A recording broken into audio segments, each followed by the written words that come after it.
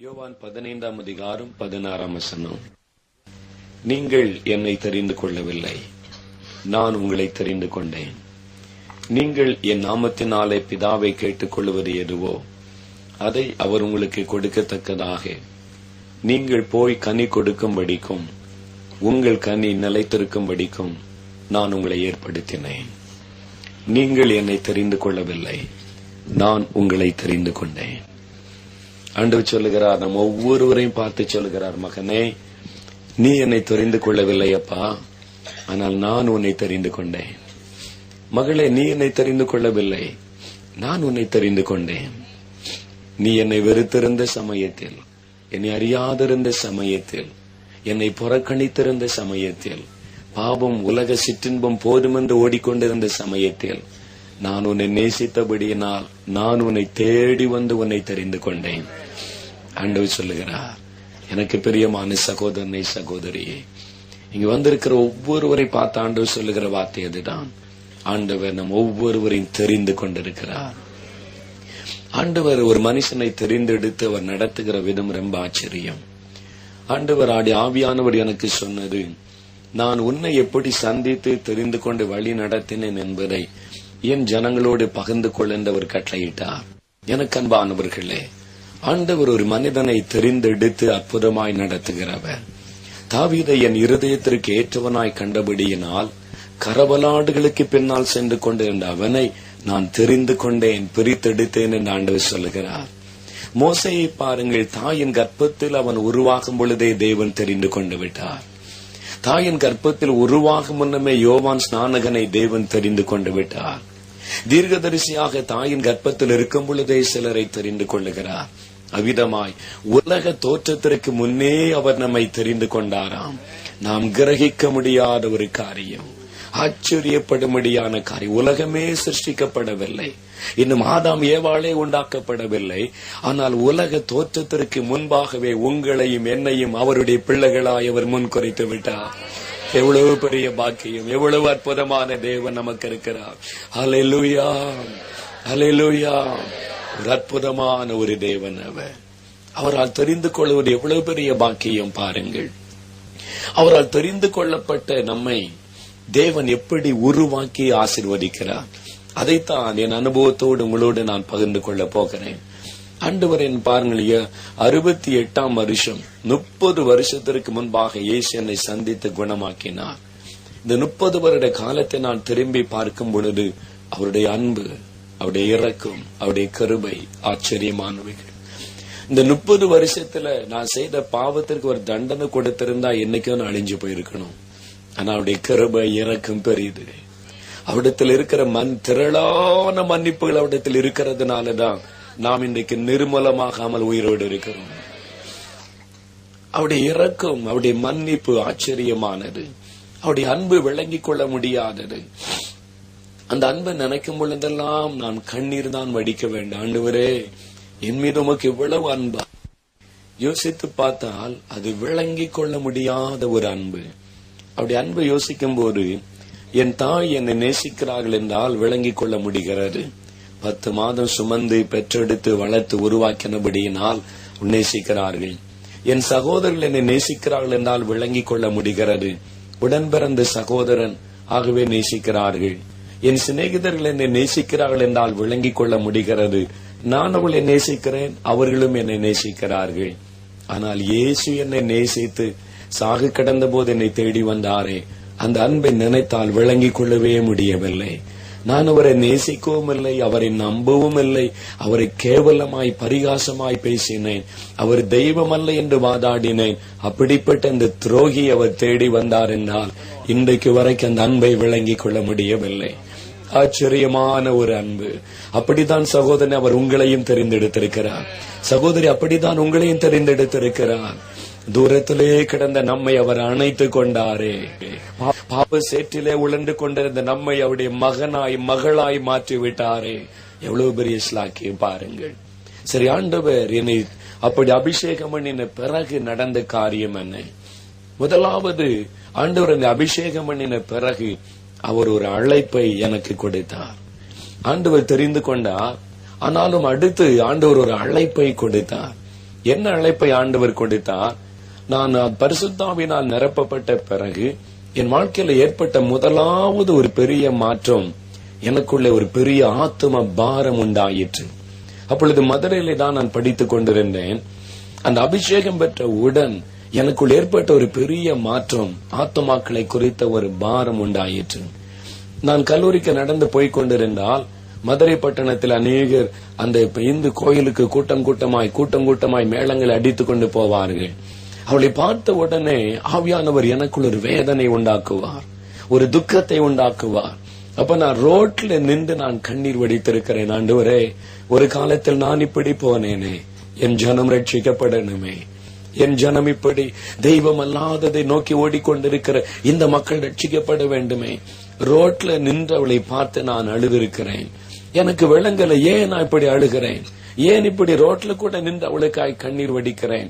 முதல்ல எனக்கு ஆரம்பத்தில் விளங்கிக் கொள்ள முடியவில்லை. எல்லாரும் சாப்பிட போவாங்க ஹாஸ்டல்ல. ஆவியானவர் எனக்குள்ள ஒரு ஏவுதலை பாரத்தை கொடுத்ததுனால மாடியில பின்னின்று மதுரை பட்டணத்தை பார்த்து அழுது கொண்டிருப்பேன். ஆண்டவரே, இந்த பட்டணத்தை ரட்சியும், இந்த பட்டணத்தை ரட்சியும், என் மக்களை ரட்சியும். இந்த பாரம் நானாக வருவித்துக் கொள்ளவில்லை, ஆவியானவர் எனக்குள்ளே உண்டாக்கினார். ஆரம்பத்தில் எனக்கு விளங்கல, ஏன் இப்படிப்பட்ட ஒரு காரியம் எனக்குள்ளே நடக்கிறது. இதுக்கு முன்னால நான் அப்படி ஜெபித்ததில்லை, இப்படி பாரம் கொண்டதில்லை, இப்படி நான் ஜனங்களுக்காக அழுகிறேனே, பாரம் கொள்ளுகிறேனே என்று. அப்பதான் ஆவியானவர் மெதுவா பேச ஆரம்பித்தார். மகனே, நீ படிச்சதெல்லாம் போதும், நீ வா என் ஊழியத்திற்கு. என் ஊழியத்திற்கு ஆண்டவர் அழைப்பு கொடுக்க ஆரம்பித்தார். நீ வா என் ஊழியத்திற்கு அழைக்க ஆரம்பித்தார். அப்ப நான் சொன்ன ஆண்டவரிடத்துல, ஆண்டவரே, முழு நேர ஊழியத்துக்கெல்லாம் நான் வரமாட்டேன். நான் படித்து முடிச்சு ஒரு வேலை பார்த்துக்கிட்டு சம்பளம் வாங்கி கொண்டு மீதியான நேரத்துல எல்லாம் நமக்கு ஊழியம் செய்கிறேன். அதை டீசெண்டா ஊழியம் செய்யறேன். யாரும் இந்த கொஸ்டின் பண்ணக்கூடாது, குறை சொல்லக்கூடாது. இதை சம்பளம் வாங்கிட்டு முடிஞ்ச ஊழியம் செய்யறாருன்னு சொல்லணும். அந்த மாதிரி நான் ஊழியம் செய்யறேன். நான் முழு நேர ஊழியத்துக்கு வர முடியாது. பாருங்க, 6 மாத காலம் ஆவியானவர் என்னோடு போராடினார். ஆவியானவர் என்னோடு போராடினார், தொடர்ந்து என்னோடு பேசினார். நான் தொடர்ந்து ஜெபிக்கிறேன், ஞாயிற்றுக்கிழமையில ஊழியத்திற்கு போவேன். ஆனால் ஆவியானவர் தொடர்ந்து என்னை முழு நேர ஊழியத்திற்கு அழைத்துக் கொண்டே இருந்தார். நான் கீழ்ப்படியாமல் ஆண்டவருடைய ஆவியானுடைய சத்தத்திற்கு அர்ப்பணிக்காமல் போய்கொண்டே இருந்தேன். என்னுடைய எதிர்காலத்தை குறித்து நினைத்தேன். நான் படிச்சு முடிச்சு இப்படி நல்ல வேலையில் இருக்கணும், நல்ல ஒரு பதவியில் இருந்து ஆண்டவருக்கு சாட்சியா ஊழியம் செய்தால் போதும் என்று. ஒரு நாள் பாருங்க, ஒரு முழு இரவு ஜெபத்துல அகஸ்டின் ஜெபக்குமார் என்ற சகோதரர் அந்த சமயத்துல வந்து தேவனுடைய வார்த்தையை பகிர்ந்து கொண்டாங்க. 74ஆம் வருஷம் மதுரையில. அந்த சமயத்துல அவர் தேவ செய்தியை சொல்லிக் கொண்டிருக்கும் போதே ஆண்டவர் நேரடியாக என்னோடு பேசினார். ஆண்டவர் சொன்னார், நான் உன்னை அநேகம் ஆயிரங்களுக்கு ஆசீர்வாதமாய் இருக்கும்படிக்கு தெரிந்து கொண்டேன். ஆனால் நீயோ உன்னை குறித்தும் உன் எதிர்காலத்தை குறித்துமே அக்கறை கொள்ளுகிறாய். நீ ஒரு சுயநலக்காரனாய் உன்னை குறித்து எண்ணிக்கொண்டிருக்கிறாய். நானும் உன்னை அநேகம் ஆயிரங்களுக்கு ஆசீர்வாதமாய் மாற்ற விரும்புகிறேன். ஆண்டவர் இப்படி பேசின உடனே நேரடியாக என்னோடு பேசினபடியினால் என்னால் அந்த அழைப்பை அல்லல் தட்ட முடியவில்லை. எல்லாருக்கும் மத்தியில சத்தமிட்டு அழுது கண்ணீரோடு ஒப்பு கொடுத்தேன். ஆண்டவரே, என்ன ஒப்பு கொடுக்கிறேன். நீர் எங்க அனுப்பினாலும் நான் போகிறேன். ஆண்டவரே, நீர் இந்திய தேசத்துல நீர் எங்க அனுப்பினாலும் நான் போகிறேன். என்ன நான் ஊழியத்துக்கு ஒப்பு கொடுக்கும் போது ஒரு மிஷினரியா தான் ஒப்பு கொடுத்தேன். நீர் எங்க அனுப்பினாலும் நான் போறேன். நீர் எந்த இடம் காமிச்சாலும் போகிறேன். உமக்காக என்னையே நான் அர்ப்பணிக்கிறேன் என்று கண்ணீரோடு அன்றைக்கு ஒப்பு கொடுத்தேன். அவ்வளவுதான். முதல் வருஷம் தான் படிச்சுக்கிட்டு இருந்த, படிப்பு முடிஞ்சது. கர்த்தர் ஊழியத்துக்கு அழைத்துட்டார், இனி அவ்வளவுதான் என்று சொல்லி அதை முடித்து விட்டு சென்னை பட்டணத்திற்கு போனேன். ஆண்டவருடைய அழைப்பு, ஆண்டவர் அழைத்து அது எப்படி என்னை உறுதிப்படுத்தி என்னை நிலைநிறுத்தினார் என்பது ஆச்சரியமான ஒரு காரியம். சென்னைக்கு போன ஒரு பாடியில நான் இருந்தேன். அப்ப ஞாயிற்றுக்கிழமை அங்கு உள்ள ஆலயங்களிலே அல்லது மற்ற ஊழியங்களிலே பங்கு பெற்று உதவி செய்வது, சின்ன பிள்ளைகள் நடுவில் ஊழியம் செய்வது செய்து கொண்டிருந்தேன். ஒரு சகோதரர் வந்து சொன்னாரு, ஞாயிற்றுக்கிழமை தானே சின்ன சண்டே ஸ்கூல் ஊழியம் இருக்குது, சாயங்காலத்துல ஏதோ ஒரு ஊழியம் இருக்கிறது, மற்ற நாள் சும்மா தானே இருக்கிற, ஒரு வேலை பார்க்கலாமே, வேலை பார்த்துக்கிட்டே ஊழியம் செய்யலாமே அப்படின்னு சொன்னார். உடனே பாருங்க, ஆண்டவர் என்ன அழைச்சிட்டு வந்ததே படிப்பை பாதியில விட்டு ஊழியத்துக்காக. அவர்கிட்ட சரி அப்போ ஒரு வேலை பாக்குறேன்னு சொன்னேன். அவர் என்னை கூட்டிட்டு போய் ஒரு மேனேஜர்கிட்ட பேசி உடனே எனக்கு வேலை கிடைச்சிட்டு. மெட்ராஸ்ல எத்தனை பேர் வேலை இல்லாம அலைகிறாங்க, யோனாவுக்கு கப்பல் கிடைச்ச மாதிரி உடனே எனக்கு வேலை கிடைச்சிட்டு வரும். ஒரு கஷ்டம் இல்லாம வேலை. உடனே வேலை செய்ய ஆரம்பித்தேன். அப்போ மெட்ராஸ்ல முழுர்வ ஜெபத்துக்கு அதுக்கெல்லாம் போயிட்டு வருவேன். நான் ஜெபம் பண்ணிட்டு ஒரு 20 நாள் தான் இருக்கும். 20 நாள் தான் நான் வேலை பார்த்திருப்பேன். அப்ப ஒரு நாள் முழுரவ ஜெபம் முடிச்சிட்டு நான் வந்து என்னுடைய அறையில தனிமையா இருக்கிறேன். கொஞ்சம் ஓய்வெடுக்கலாம் என்று படுத்த போது ஒரு தேவ பிரசன்னம் எனக்குள்ள ஒரு ஏவுதலை உண்டாக்கிட்டு, ஜெபிக்கணும், ஆண்டவரை துதிக்கணும் ஏவுதல், சரீர களைப்பெல்லாம் மாறி எனக்குள்ள ஆவில ஒரு உற்சாகம். உடனே நான் யோசித்தேன், நான் ஆண்டவர் என் உள்ளத்தை ஏவுகிறார் என்று சொல்லி எழுந்து உட்கார்ந்து ஆண்டவரை துதிச்சு ஒரு பாட்டு பாடணும்ன்ற ஒரு ஏவுதல் உண்டாயிற்று. நான் பாட்டு பண்ண நல்லா இருக்காது, நீங்களாம் ஓடிடுவீங்க. அந்த ஆண்டவருக்கு பிரியம். நான் தனியா ரூம் மூடிட்டு பாடுவது. அது மாதிரி ஆண்டவர் எனக்குள்ள அந்த தாகத்தை உண்டாக்குனதுனால ஒரு பாடல் எடுத்து அவரை துதித்து பாட ஆரம்பித்தேன். அவ்வளவுதான். அந்த அறைக்குள்ள தேவனுடைய மகிமை வந்து இறங்கினது.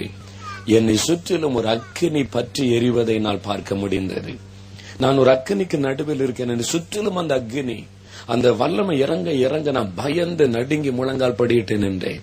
அதற்கு அதான் முதல் முறை அப்படி ஒரு அனுபவத்தை நான் பார்க்கிறேன். என்னை சுற்றிலும் அந்த நெருப்பு பற்றி எரிகிறது. அந்த நெருப்புக்கு நடுவில் நான் பயத்தோடு முழங்காலில் நிற்கிறேன். ஆண்டவருடைய பிரசன்னம் வந்து இறங்கின உடனே அவர் என்னோடு கூட முகமாய் பேச ஆரம்பித்தார். ஆண்டவர் முதலாவது என்னை பார்த்து கேட்ட கேள்வி, மகனே, நான் உன்னை எதற்காக தெரிந்தெடுத்து உன்னை பிரித்து கொண்டு வந்தேன்? நீ என்ன செய்து கொண்டிருக்கிறாய்? நான் எதற்காக உன்னை பிரித்து எடுத்து கொண்டு வந்தேன்? நீ என்ன செய்து கொண்டிருக்கிறாய்? நான் உடனே சொன்ன, ஆண்டவர், எனக்கு பிரசங்கம் பண்ண தெரியாது, சரியா ஜெபம் கூட பண்ண தெரியாது, வேதத்தை குறித்த அறிவும் கிடையாது. நான் ஊழியத்துக்கு என்ன அழைத்து நான் வந்துட்டேன். ஆனா என்ன பண்றது எனக்கு தெரியலையா, எனக்கு பிரசங்கமே பண்ண தெரியாது, நான் என்ன பண்றது? அப்ப ஆண்டவர் என்னோடு பேச ஆரம்பித்தார். நான் உனக்கு ஆலோசனை கொடுப்பேன். உன் மீது என் கண்ணை வைத்து உனக்கு ஆலோசனை சொல்லுவேன். ஒவ்வொரு அடியாக நான் உன்னை நடத்துவேன். நான் சொல்லுகிறபடி நீ செய்தால் போதும் என்று சொன்னார். ஆண்டோடத்துல நிறைய கேள்வி கேட்டேன். மோசே முச்செடிக்கு நடுவில் தோன்றின ஆண்டோடத்துல கேள்வி கேட்ட மாதிரி நிறைய காரியத்தை ஆண்டோடத்துல கேட்டேன். நான் கேட்டதற்கெல்லாம் ஒரு பொறுமையாய் பதில் சொன்னார். பொறுமையாய் பதில். அரை மணி நேரம் முகமாக ஆண்டவர் என்னோடு பேசினார். அந்த நெருப்புக்குள் நான் நடுக்கத்தோடு நின்று கொண்டிருந்தேன்.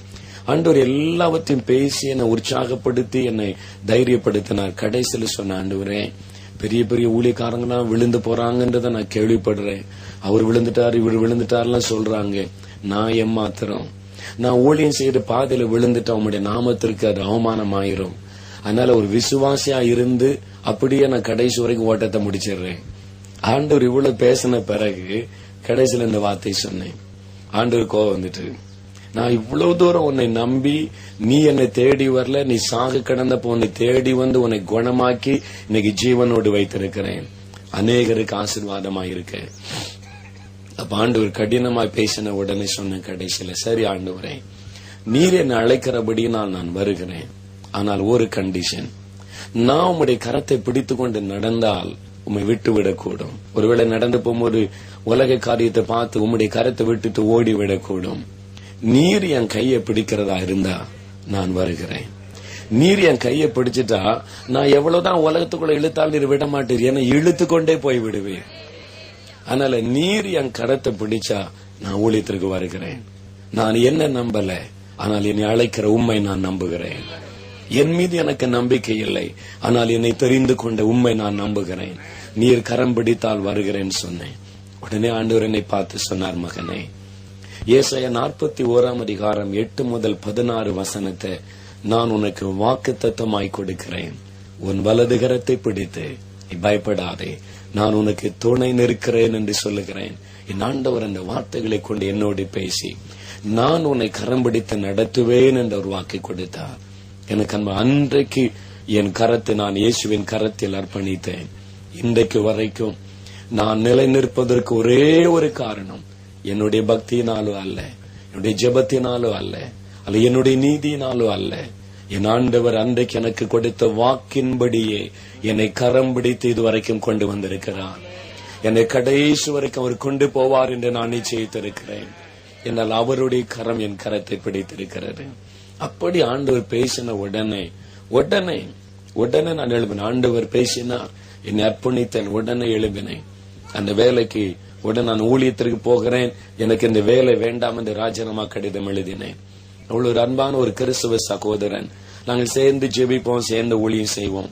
அவர் சொன்னா, நீ ரொம்ப யோசிக்க, இன்னொரு முறை ஜெபம் பண்ண, இன்னொரு முறை ஆண்டோட சமூகத்துல காத்திருந்து அதை தெளிவா அறிந்து கொள்ள இந்த வேலையை விட வேண்டுமா என்று சொன்னார். இல்ல, ஆண்டவர் ஒரு முறை சொல்லிவிட்டால் நான் உடனே கீழ்ப்படிய வேண்டும். ஆகவே நான் கீழ்ப்படுகிறேன் என்று சொல்லி அந்த வேலையை ராஜினாமா பண்ணினேன். எனக்கு உடனே அடுத்து என்ன பண்றது தெரியல. அந்த ஆண்டவர் ரொம்ப அழகாய் நடத்துகிறவர். இயேசுவின் கரத்துல உங்களுடைய வாழ்க்கையை கொடுத்துட்டா, அவருடைய கரத்துல உங்களை அர்ப்பணிச்சுட்டா ரொம்ப அழகாய் நடத்துவார். அல்லேலூயா. நான் அப்படி வேலையை விட்டுட்டு இருந்தப்போ சென்னையில ஒரு தாயார் எனக்கு நல்ல பழக்கம். உங்க வீட்டுல கூடி கூடி ஜெபம் பண்ணுவோம், ராத்திரி எல்லாம் கூட ஜெபம் பண்ணுவோம். அவங்க சொன்னாங்க, இப்படி வேலையை விட்டுட்டு இருக்கிறான் இந்த தம்பின்னு சொல்லி நான் ஜெபம் பண்றதுக்கு ஒரு இடத்துக்கு அழைத்து கொண்டு போகிறேன்னு சொல்லி மெட்ராஸ்ல என்னை ஒரு இடத்துக்கு, ராயப்பேட்டை என்ற இடத்துல மிஸ்ஸஸ் எட்வர்ட்ஸ் ஒரு அம்மா இருக்கிறாங்க, ஒரு வயசான தாயார். அங்க ஜெபிக்க என்ன கூட்டிட்டு போனாங்க. அதற்கு முன்பு யார் தீர்க்க தரிசனம் சொல்லி நான் கேட்டதே கிடையாது. இப்படி ஒரு அனுபவம் இருக்குன்னு எனக்கு தெரியாது. அவங்க என்ன கூட்டிட்டு போறாங்க அவங்க வீட்டுக்கு ஜெபிக்கிற. நான் போன உடனே அந்த அறைக்குள்ளே அந்த ஜபரையில அந்த தாயார் வந்து முழங்கால் படியிட்டார்கள். நானும் முழங்கால் படியிட்டு உட்கார்ந்து என்னை பார்த்து கேட்டாங்க, தம்பி உங்க பேர் என்னன்னு சொல்லி கேட்டாங்க. நான் பேரை சொன்ன அவ்வளவுதான். ஜெபம் பண்ணுவோன்னு சொல்லி கண்ணை மூடினாங்க. கர்த்தருடைய ஆவியானவர் அவள் மீது இறங்கினார். தேவ ஆவியானவர் பேச ஆரம்பித்தார். என் வாழ்க்கையில நடந்ததெல்லாம் சொல்றாங்க, இனி நடக்க போறதெல்லாம் சொல்றாங்க. சொல்லுகிறவர் கர்த்தர். என் உள்ளத்துல ஆச்சரியம். அதுக்கு முன்னால் அப்படி கேட்டதே இல்லை. நான் முதல் முறையா ஒருவர் தீர்க்க தரிசனம் சொல்றதை நான் பார்க்கிறேன். அதுவும் என்னோட ஆண்டவர் பேசுகிறார். அப்ப ஆண்டவர் என்னோடு கூட தெளிவாய் பேசி சொன்னார், நான் உன்னை தெரிந்து கொண்டேன். என்னுடைய அழைப்பை அவர்கள் மூலமாய் தேவன் உறுதிப்படுத்தினார். எனக்கு உள்ளத்துல பெரிய சந்தோஷம், மகிழ்ச்சி. ஆண்டவர் இப்படி எல்லாம் பேசுவாரா, இப்படி எல்லாம் தைரியப்படுத்துவாரா, எனக்கு பெரிய ஒரு ஆச்சரியம். அதன் பிறகு பாருங்க, முடிஞ்ச ஒரு வாரத்திற்குள்ள நாங்க உங்க வீட்டுல கூடி ஒரு நாள் உபவாச ஜெபம் செய்து கொண்டிருந்தோம். மெட்ராஸ்ல பெயின் ஸ்கூல்னு ஒரு ஸ்கூல் இருக்குது. அங்கே பேகம்னு ஒரு முஸ்லிம் சகோதரி டீச்சரா வேலை செய்யறாங்க. அவங்க ரட்சிக்கப்பட்டு அபிஷேகம் பெற்றவங்க. தேவன் அவளுக்கு கிருபைகளை கொடுத்து அவருடைய வாயிலே தன்னுடைய வார்த்தையை வைத்திருக்கிறார். ஒரு தீர்க்கதரிசியாக இருக்கிறார்கள். எனக்கு அப்ப அதெல்லாம் தெரியாது. அவங்க எல்லாம் வந்துருந்தாங்க, எல்லாம் உபவாசம் பண்ணி கொஞ்சம் பேர் ஒரு வீட்டுல கூட்டி ஜெபிக்கிறோம். அப்ப என் ஊழியத்தை குறித்து எனக்கு பல கேள்விகள், நான் இப்படி செய்ய போறேன், என்ன செய்ய போறேன்னு சொல்லி கர்த்தருடைய ஆவியானவர் இறங்கி அந்த சகோதரி என்று பேச ஆரம்பித்தார்கள். 1/2 மணி நேரம் ஆவியானவர் அவளை கொண்டு என்னோடு பேசினார். என்னென்ன ஊழியத்தை நான் உன்னை கொண்டு செய்வேன், என்னென்ன விதமாய் பயன்படுத்துவேன் என்று சொன்ன போது அப்போ இருந்த நிலைமைக்கு என்னால் அதை நம்ப முடியாத காரியம். 75வது வருஷம். நான் பிரசங்கம் பண்ணவே ஆரம்பிக்கல. பிரசங்கம் பண்ணவே எனக்கு தெரியாது, பயம். அந்த சமயத்தில் அவங்க மூலம் ஆவியானவர் சொல்லுகிறா, வானொலியில டிவியில என் வார்த்தையை பிரசங்கம் பண்ணும்படி நான் பயன்படுத்துவேன். எப்போ 75, நம்ப முடியாத ஒரு நாட்கள். இப்போ சூழ்நிலைகள் மாறி இருக்கிறது. இப்போ சொன்னா நம்ம நம்ப முடியும். 75ல ஆவியானவர்கள் மூலமாய் பேசினார். அப்ப எனக்கு அதை நம்ப முடியாதது. ஆனால் பேசுகிறவர் கர்த்தர். நான் எல்லாவற்றையும் எழுதி வைத்தேன். ஆண்டவர் என்னென்ன சொன்னா நான் எழுதி வைத்தேன். இதுவரைக்கும் என் ஊழியத்தில் அத்தனை காரியங்களை நிறைவேறி இருக்கிறது. அல்லேலூயா. பொய் சொல்லாத ஒரு தேவன் நமக்கு இருக்கிறார். நம்ம ஏமாற்றாத ஒரு கர்த்தர் நமக்கு இருக்கிறார். நாம் மறந்தாலும் அவர் கொடுத்த வாக்கை அவர் மறப்பதே இல்லை. அவர் கொடுத்த வாக்குத்தத்தத்தை சில சமயம் நாம் மறந்து விடுகிறோம். ஆனால் அவர் மறக்கவே மாட்டார். அல்லேலூயா. உங்களுக்கு கொடுத்த வாக்குத்தத்தத்தை நிறைவேற்றுவார் சகோதரனே. சகோதரன், உங்களுக்கு கொடுத்த வாக்குகள் ஒன்றும் கீழே விழாது. அது கட்டாயம் நிறைவேறும். 75ல கொடுத்த வாக்குத்தத்தத்தை ஆண்டவர் 97ல நிறைவேற்றினார். எத்தனை வருஷம் கழித்து, 22 வருஷம் கழித்து தேவன் அதை மறக்காமல் நிறைவேற்றினார். அல்லேலூயா. அற்புதமான ஒரு தேவன் அவர். இப்படிதான் ஆண்டவர் இந்த ஊழியத்திற்கு அழைத்தார். ஆண்டவர் அழைத்தார், அதை தெளிவாய் உறுதிப்படுத்தினார். அப்படினால் முழு தைரியத்தோடு ஊழியத்தில் அர்ப்பணிக்கும்படியாய். எனக்கு பிரியமானவர்களே, அந்த ஆண்டவர் இங்க இருக்கிற அநேகரை இன்னைக்கு ஊழியத்திற்கு அழைத்துக் கொண்டிருக்கிறார். வாலிபனே உன்னோடு பேசிக் கொண்டிருக்கிறார். வாலிப சகோதரி உங்களோடு பேசிக் கொண்டிருக்கிறார். அதற்குத்தான் இதை சொல்லி இருக்கிறார். அவர் உங்களை அழைக்கிறார். இப்பொழுது ஒரு கனமான வேலைக்கு அவர் அழைக்கிறார். ஒரு மகிமையான ஊழியத்திற்கு அவர் அழைக்கிறார். இந்த உலகத்திலேயே மேன்மையான ஒரு பணிக்கு அவர் அழைக்கிறார். தேவதூதர்களும் செய்ய முடியாத ஒரு வேலைக்கு அவர் அழைக்கிறார். அவர் அழைக்கிற ஒரு தேவன். அவர் அழைத்தார். அடுத்து என்ன செய்தார்? என்னை உருவாக்கினார். என்னை அழைத்த தேவன் என்னை உருவாக்கினார். உருவாக்கும் போதுதான் கொஞ்சம் கஷ்டம். ஆண்டவர் என்னை உருவாக்கின விதத்தை நான் இன்றைக்கும் நினைத்து தேவனை துதிக்கிறேன். 74 ஊழியத்திற்கு ஆண்டவர் அழைத்தார், என்னை அர்ப்பணித்தேன். 78 தான் இந்த ஊழியத்தை ஆரம்பிக்க வைத்தார். 4 வருடம் ஆண்டவர் என்னை உருவாக்கினார். மோசையை பாருங்க, 40 வருஷம் ஊழியத்திற்கு 80 வருஷம் அவனை உருவாக்கினார். 40 வருஷம் அரண்மனையில, 40 வருஷம் வனாந்தரத்துல. அல்லேலூயா.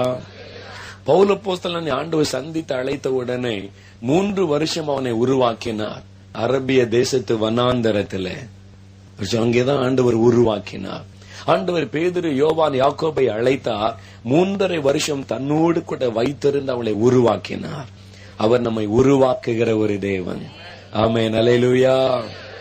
ஆண்டவர் ஆசீர்வதிக்கிறதற்கு முன்னாலே நம்மை ஆசீர்வாதங்களின் பாத்திரங்களாய் உருவாக்குகிறார். ஆமென். ஆகவே ஊழியத்திலே மாத்திரம் அல்ல, நீங்க ஆசீர்வதிக்கப்படணுமா, தேவனுடைய ஆசீர்வாதத்தை பெற்றுக்கொள்ள வேண்டுமா, அதை பெற்றுக்கொள்வதற்கு பாத்திரவான்களாய் இருக்கும்படி தேவன் உருவாக்குகிறார். அவர் உருவாக்கின பிறகு அந்த ஆசீர்வாதத்தை நமக்கு தருகிறார். அல்லேலூயா. அவர் உருவாக்கின விதம் ரொம்ப ஆச்சரியம். ஆண்டவருப்பாங்க, ஊழியத்துக்கு நான் ஒப்பு கொடுத்துட்டேன். ஒப்பு கொடுத்த உடனே தேவன் எப்படி என்னை ஒவ்வொன்றாக உருவாக்கி கொண்டு வந்தார் என்று சொன்னால், என்ன பண்றேன்னு தெரியல எனக்கு. அப்ப ஆண்டவர்கிட்ட நான் ஜெபித்த போது, நீ வேதத்தின் சில ரக காரியங்களை நீ அறிந்திருக்க வேண்டும், ஏனென்றால் என் வேதத்தை நீ பிரசங்கிக்க போகிறாய் என்று சொல்லி வேதாகம கல்லூரிக்கு நான் படிக்க போகும்படி தெளிவான ஒரு வழி நடத்துதலை கொடுத்தார். அதுக்குரிய வழியையும் ஆண்டவர் திறந்து கொடுத்தார். பாருங்க, சென்னையில் இருக்கிற ஒரு வேதாகம கல்லூரியிலே நான் படிக்க ஆரம்பித்தேன். நான் போய் சேர்ந்த போது அதுலதான் ஆண்டவர் செய்த காரியம். எங்க அப்பா அம்மாட்ட சொன்ன, ஆண்டவர் ஊழியத்தை கழிச்சுட்டாரு, வேலையை விட்டுட்டேன் அப்படின்னு சொன்ன உடனே என் தாயார் வந்திருந்தாங்க.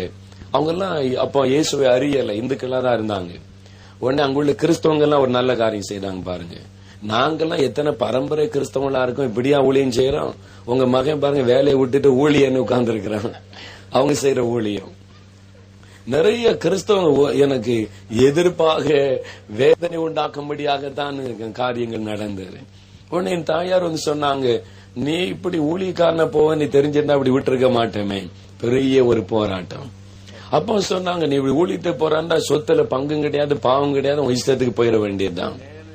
நான் ஆண்டவரை விசுவாசித்து எனக்கு இயேசு போதுன்ற நிலைமைக்கு வந்துட்டேன். அவர் போது என்ன நடத்துவார்னு சொல்லி.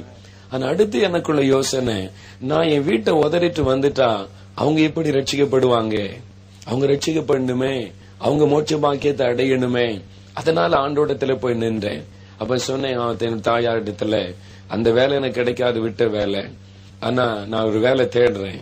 ஆனா ஒன்று, நீங்களா ஒரு நாள் என்னை பார்த்து ஊழியத்துக்கு போன்னு சொல்லுவீங்க. சொல்லிட்டு ஆண்டோடத்துல போனேன். ஆண்டவரே, எங்க அப்பா அம்மா எல்லாம் எங்க இயேசு உண்மை பற்றி தெரியாது, ஊழியத்தை பற்றியே தெரியாது. அவங்க இந்துக்களா இருக்கிறாங்க. அவங்க ஆத்துமா விலையேறப்பட்டது, அவங்க ரட்சிக்கப்படணும். நீர் என்னை ஊழியத்திற்கு அழைத்தது உண்மையானால் எங்க அப்பா அம்மா கிட்ட பெர்மிஷன் வாங்கி தாரோம். என்ன நீர் அழைச்சேரில நீர் பேசுமால் முடியும் சொல்லி ஜோம் பண்ணேன். நான் மெட்ராஸ்ல ஜோம் பண்றேன். 4 மாவட்டத்தில் இருக்கிற இங்க பெற்றோரிடத்துல ஆண்டவர் பேசினார். அடுத்த கடிதம் வருது. நான் அப்பா கிட்ட வந்து சொன்னேன், ஊழியம் போறேன்னு சொல்றானேன்னு சொல்லி. அவன் சொன்னா, நல்லது தானே போறேன், போகட்டும். சம்மதத்தோட கடிதம் வந்தது. அல்லேலூயா. கொஞ்ச நாள் தான் அந்த போராட்டம். ஆண்டவர் பாருங்கள், என்னை கொஞ்சம் கொஞ்சமா எல்லாவற்றிலும் உருவாக்கின அந்த பாடுகள் நெருக்கங்களை சந்திக்க. அப்போ நீ படிக்க வேதாம கல்லூரிக்கு படிக்க போறேன்னு சொன்ன உடனே அவங்களுக்கு தெரியாது, சரி கிறிஸ்தவம் இதுக்கு ஊழியத்துக்கு போறான் போயிருட்டுன்னு விட்டாங்க, அவ்வளவுதான். இப்ப எனக்கு உதவி செய்யறதுக்கு யாருமே இல்லை. இன்னைக்கு நான் பைபிள் காலேஜ் படிக்க போறேன், மாசம் 1000 ரூபாய் கட்டேன்னா ஆளுக்கு ஒரு பக்கம் வந்துருங்க, நான் கட்டுறேன். அன்னைக்கு யாரு இருந்தா யாரும் தெரியாது எனக்கு. எங்க வீட்டுல எல்லா இந்துக்கள். நான் ஆண்டோடத்துல சொன்ன ஒரு உடன்படிக்கை பண்ண, ஆண்டோடத்துல ஊழியத்துக்கு ஒப்பு கொடுத்த உடனே, ஆண்டவரே என்ன இந்த ஊழியத்துக்கு நான் அர்ப்பணிச்சுட்டேன், அப்படின்னா நான் இப்ப உம்முடைய வேலைக்காரன். எனக்கு 5 பைசா வேணும்னாலும் நான் உம்மகிட்ட தான் வருவேன். நான் எந்த மனுஷனிடத்திலும் போய் கஷ்டப்படுகிறேன் நிற்க கூடாது. என் பெற்றோரிடத்திலே கூட 5 பைசா வாங்கக்கூடாது. இனிமேல் நீர்தான் எனக்கு எஜமான், நீர்தான் எனக்கு தகப்பன், நீர்தான் எனக்கு சிநேகிதன், நான் உண்மைதான் சார்ந்து கொள்ளுவேன். அப்ப ஆண்டவர் என்னை பார்த்து சொன்னார், மகனே, நீ நாளை தினத்தை குறித்து கவலைப்படாத, ஒவ்வொரு நாளும் உன் தேவைகளை நான் சந்திப்பேன். அவர் வாக்கு கொடுத்தார். அல்லேலூயா. என் எஜமான் எனக்கு வாக்கு கொடுத்தார், என் தகப்பன் எனக்கு வாக்கு கொடுத்தார். அவர் இன்றைக்கு வரைக்கும் வாக்கை தவறவே இல்லை. அல்லேலூயா. அவரை நம்புகிறவர்களுக்கு குறைவே இல்லை. அவரை நம்பி, அவருடைய வாக்கு தத்தத்தை நம்பி, அவரை சார்ந்து கொண்டுதான் நான் ஊழியத்திற்கு அர்ப்பணித்தேன். மெட்ராஸ்ல பைபிள் காலேஜில் படிச்சேன். சேர்ந்த போது யார் எனக்கு ஃபீஸ் கட்டுவா எனக்கு தெரியாது. நான் போய் சேர்ந்து அவனுடைய சொன்ன எனக்கு சப்போர்ட் பண்ண யாருமே இல்ல, எந்த சபை இல்லைன்னு சொல்ல அந்த அங்குள்ள ரெஜிஸ்டார் எழுதினார், God shall supply all your needs according to his riches in glory. தேவன் தம்முடைய ஐஸ்வரியத்தின்படி குறைவை நிறைவாக்குவார். அவரை நம்பி நீங்க கல்லூரியில் வந்து ஜாயின் பண்ணுங்கன்னு எனக்கு அந்த கடிதத்தில் அழைப்பு வந்தது. நான் போய் சேர்ந்து விட்டேன். அடுத்த மாசம் 1ஆம் தேதி வந்த ஃபீஸ் எங்கிருந்து வர எனக்கு தெரியாது. ஆனால் எனக்கு ஒத்தாசை வரும் பர்வதங்களுக்கு நேராய் என் கண்களை நான் வைத்திருந்தேன். பாருங்க, அப்ப 40 ரூபா கட்டினா போதும். அந்த சமயத்துல மாசம் 40 ரூபா சாப்பாட்டுக்கு மாத்திரம் பணம் கட்டணும், மத்ததெல்லாம் ஃப்ரீயா சொல்லி கொடுத்தாங்க ஊழியத்துக்காக. இந்த 40 ரூபா இங்க இருந்து வரேன்னு எனக்கு தெரியாது. ஆண்டவரையே நோக்கி அவரையே முற்றிலும் சார்ந்து கொள்ள, அதுதான் தேவன் கொடுத்த பயிற்சி. என்னை நான் முழுமையாக அவரை சார்ந்து கொள்ளும்படி முதலாவது தேவன் என்னை உருவாக்கினார். நான் எந்த மனுஷரை சார்ந்து கொள்ளாதபடி அவரை ஒரு சிறு குழந்தை போல சார்ந்து கொள்ள தேவன் என்னை உருவாக்கினார். அப்போ பாருங்க, 40 ரூபா வழி கிடையாது, ஜெபித்துக் கொண்டே இருப்பேன். அப்ப அந்த காலேஜில் போட்டாங்க, ஏதாவது மேனுவல் ஒர்க் ஹெல்ப் பண்ணா 20 ரூபா ஸ்காலர்ஷிப் தருவாங்க. அப்ப 20 ரூபா பணம் கட்டினா போதும். உடனே நானும் போய் பேர் கொடுத்தேன். டைப் தெரிஞ்சவங்க ஆபீஸ்ல 1 மணி நேரம் 2 மணி நேரம் வேலை செய்வாங்க. கணக்கு எழுதி தெரிஞ்சவங்க அக்கௌண்ட் ஒர்க் பண்ணுவாங்க. எனக்கு அக்கௌண்ட்டும் தெரியாது, டைப்பும் தெரியாது. நான் போய் எழுதி கொடுத்தேன், எனக்கு ஒரு வேலை கொடுங்க, நான் 20 ரூபா ஸ்காலர்ஷிப் கொடுங்கன்னு எழுதி கொடுத்தேன். அப்ப போர்டுல போட்டாங்க பேர், யார் யாருக்கு என்னென்ன வேலை. அப்ப எனக்கு ஸ்காலர்ஷிப்புக்கு என்னை தெரிந்தெடுத்துட்டாங்க. எனக்கு என்ன வேலை தெரியுமா, தினமும் ஒரு கிளாஸ் ரூமை பெருக்கி சுத்தம் பண்ணணும், பெஞ்சு துடைக்கணும், அந்த போர்டை கிளீன் பண்ணி சுத்தமாக்கணும். இது டெய்லி செய்யணும். அதுக்கு எனக்கு 20 ரூபா ஸ்காலர்ஷிப் மாசம். தினந்தோறும் பாருங்க, விடிய கால் எழுந்து ஜெபம் பண்ணிட்டு ஆண்டோட சமத்துல அமர்ந்துட்டு முதல்ல பெருக்குமாறு எடுத்துட்டு போய் அந்த ரூம் எல்லாம் பெருக்கி சுத்தம் பண்ணி பெஞ்சையெல்லாம் துடைத்து போர்டெல்லாம் துடைச்சிட்டு பெரிய ஒரு சந்தோஷம். அதில்லை எங்க வீட்டுல ஆண்டோடைய கிருபையினால எந்த ஒரு கஷ்டமும் இல்லாதபடிக்கு வளரும்படிக்கு உதவி செய்தா.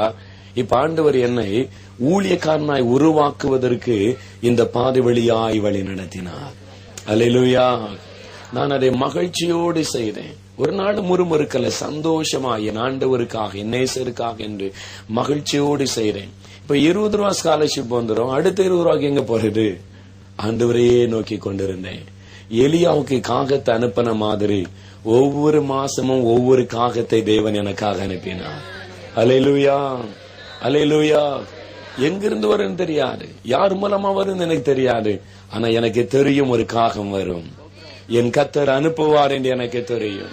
அவர் என்னை தாமதிக்க வைக்கல, குறைவுபட வைக்கல, பணம் கட்டலைன்னு சொல்லி அவங்க விசாரிக்கும்படி வைக்கல. அந்தந்த நேரம் யாரையாவது கர்த்தர் எனக்கு அனுப்புவார். ஆனா அதுல தேவன் என்னை எப்படி உருவாக்கினார், இடைவேளை நேரம் வரும். அந்த காலேஜில் படிக்கும்போது இடைவேளை நேரம் எல்லாம் காஃபி குடிக்க போவாங்க காலையில. சாயங்காலத்துல நாங்க ஸ்டடி எல்லாம் முடிஞ்சோடனே எல்லாம் வெளியே காஃபி குடிக்க ஸ்டூடெண்ட்ஸ் எல்லாம் போவாங்க.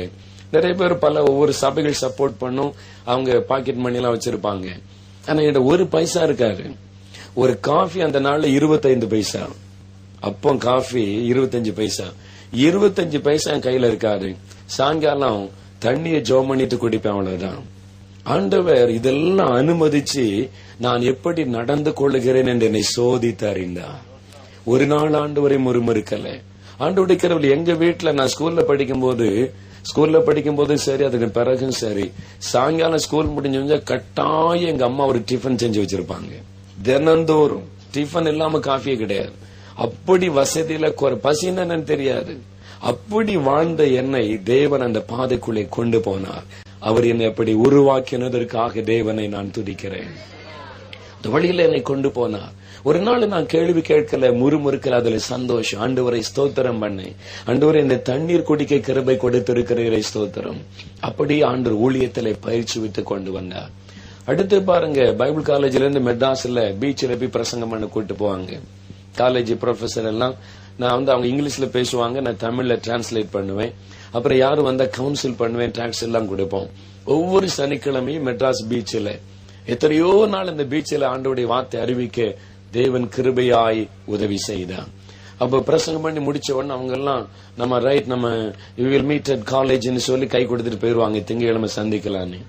நான் இருக்கிற புரசவாக்கம் பீச்சில் மீட்டிங் முடிச்ச உடனே அங்கிருந்து புரசவாக்கத்துக்கு வர்றதுக்கு டவுன் பஸ்ஸுக்கு காசு இருக்காரு. அப்ப அங்கிருந்து நான் நடப்பேன். ஊழியம் முடிச்சிட்டு எல்லாரும் போயிருவாங்க, நான் எல்லாம் கவுன்சில் பண்ணி டாக்ஸ் எல்லாம் கொடுத்து முடிச்சுட்டு அங்கிருந்து புரசவாக்கத்துக்கு நான் நடந்து வருவேன். அவர் நடக்கும்போது ஒரு காஃபி குடிக்கிறதுக்கு 25 பைசா இருக்காரு. ஆண்டவரை ஸ்தோத்திரம் பண்ணிக்கிட்டு ஆண்டவரே அவரை துதித்து கொண்டே அந்த ஊழியத்தை நினைச்சு, ஆத்துமாக்களை நினைச்சு, எனக்கு காசு இல்லையே, காஃபி குடிக்க வழியிலேயே ஒரு நாள் அப்படி நினைக்கவில்லை.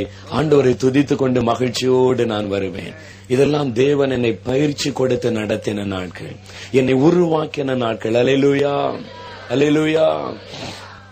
லீவு நாட்கள் மெட்ராஸ்ல இருப்பேன். பாருங்க, ஒரே ஒரு பேண்ட் தான் இருக்கும். என் ஆண்டவர் சார்ந்து வந்தாச்சு. வீட்டுல செழிப்பா வசதியா வாழ்ந்துட்டு இப்பொழுது ஆண்டவர் கீழே கொண்டு போனார். அந்த பாடுகளுக்குள்ளே நடத்தினார்.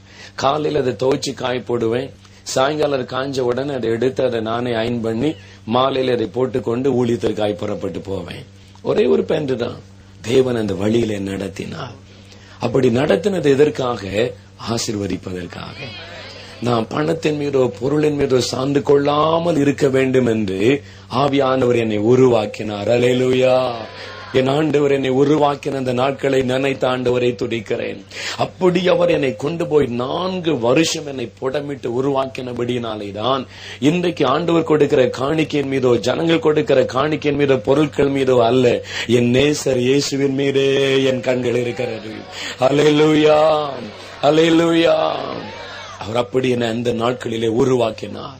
4 வருஷம் என்னை உருவாக்கினார். அந்த வழியிலே கர்த்தர் கொண்டு போனார். கையில காசு இருக்காது. என்னை நடத்தின அந்த நாட்களை நான் எண்ணி பார்க்கிறேன். ஊழியத்திற்கு போக வேண்டும், ஒரு பைசா இல்லாம இயேசு கூட இருக்கிறான் என்று போன நாட்கள். தேவன் அதில் என்னை உருவாக்கினார். 4 வருஷம் என்னை அற்புதமாய் அவர் உருவாக்கினார். இன்றைக்கும் அந்த நாட்களை நினைத்து என் தேவனை நான் ஸ்தோத்தரிக்கிறேன். அவருக்கு கொடுக்க முடியாது என்று அல்ல, அவர் ஐஸ்வர்யம் உள்ள தேவன். அவர் லட்ச லட்சமாய் கொடுத்து விடுவார். ஆனா கொடுக்கிறதுக்கு முன்னால அவளை உருவாக்குகிறார். என்ன அப்படி அவர் உருவாக்கினதுனாலதான் இன்னைக்கு எத்தனை லட்சம் காணிக்க வந்தாலும் என் எண்ணம் அதன் மீது போகவே இல்லை. தேவன் அதில் என்னை காத்து கொண்டு வருகிறார். அல்லேலூயா. 70 ஆகவேதான் அந்த ஊழியம் ஆரம்பிக்கும் போது ஆண்டவரிடத்தில் ஒரு உடன்படிக்கை பண்ணேன். இப்ப 78ஆம் வருஷம் ஆரம்பிச்சு இந்த சுகமளிக்கிற ஊழியத்துல ஆண்டவர் அதிகமாய் பயன்படுத்த ஆரம்பிச்ச உடனே ஆண்டவரிடத்துல ஒரு உடன்படிக்கை பண்ணி இந்த வனாந்தரத்தை தேரில தான் ஜெபம் பண்ணேன். ஆண்டவரே, இந்த சுகமளிக்கிற ஊழியத்துல என்ன பயன்படுத்துகிறீர். வியாதி சுகமான ஒண்ணு, அவங்க என்ன புகழுவாங்க. 2வது நிறைய காணிக்க கொடுப்பாங்க. உம்முடைய மகிமையை நான் திருடக்கூடாது. ஆண்டவரே, பணத்தின் மீது என் கை போய்விடக்கூடாது. இந்த 2 காரியத்துல நான் உண்மையா இருக்கணும்னு சொல்லி என் ஆண்டவருக்கு ஒப்பு கொடுத்தேன். இந்த ஊழியத்தின் ஆரம்ப நாட்களில் ஒப்பு கொடுத்தேன். இன்றைக்கு வரைக்கும் அதை காத்துக்கொள்ள தேவன் எனக்கு கிருபை கொடுத்திருக்கிறார். அல்லேலூயா, அல்லேலூயா. தேவன் உருவாக்கினார். பாடுகளிலே, உபத்திரவத்திலே, குறைவில என்னை உருவாக்கினார். அடுத்தது பாருங்க, நிந்தை நெருக்கத்துல உருவாக்கினார். நான் மெட்ராஸ்ல இருந்தப்போ நான் நினைச்சேன், நான் ஊழியத்துக்கு ஒப்பு கொடுத்து வந்தோன்னு எல்லாம் உற்சாகப்படுத்துவாங்க, தைரியப்படுத்துவாங்கன்னு நினைச்சேன். ஆனா பாருங்க, நான் சொல்லாததை சொன்னதா, செய்யாததை செய்ததா, நிந்தைகள் நெருக்கம் தான் வந்துரு. அங்க எல்லாம் என் சொந்தக்காரங்க எல்லாம் நிறைய பேர் கடை வச்சிருக்காங்க, இந்துக்களா இருக்கிறாங்க. நான் நினைச்சேன், இவங்க எல்லாம் இப்ப என்ன நினைப்பாங்க, இந்த கிறிஸ்தவங்க இப்படி துணிகரமா இல்லாததெல்லாம் என்ன குறித்து பேசுறாங்களே. ஒரு நாள் பாருங்க, ராத்திரி 11 மணி இருக்கும். என் ரூம்ல தனியா உட்கார்ந்து நான் அழுது கொண்டிருந்தேன். ஆண்டவரை பார்த்து சொன்னேன், எனக்கு வேண்டாம் ஆண்டவரே, இந்த ஊழி எனக்கு வேண்டாம். இவ்வளவு நிந்தையா பேசுறாங்க, இவ்வளவு துணிகரமா என்ன குறித்து கேவலமா பேசுறாங்க. நான் சொல்லாததை சொன்னதா இப்படி பேசுறாங்களே, எனக்கு இந்த ஊழியம் வேண்டாம் ஆண்டவர், என்னை விட்டுருன்னு சொல்லி நான் பேசினேன்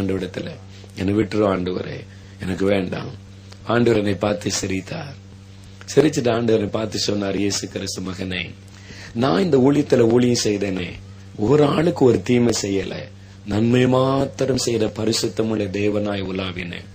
என்னையே இந்த உலகம் பைத்தியக்காரன் என்று சொன்னது, பிசாசு பிடித்தவன் என்று சொன்னார்கள், என்னை சிலுவையில் அறைந்தார்கள்.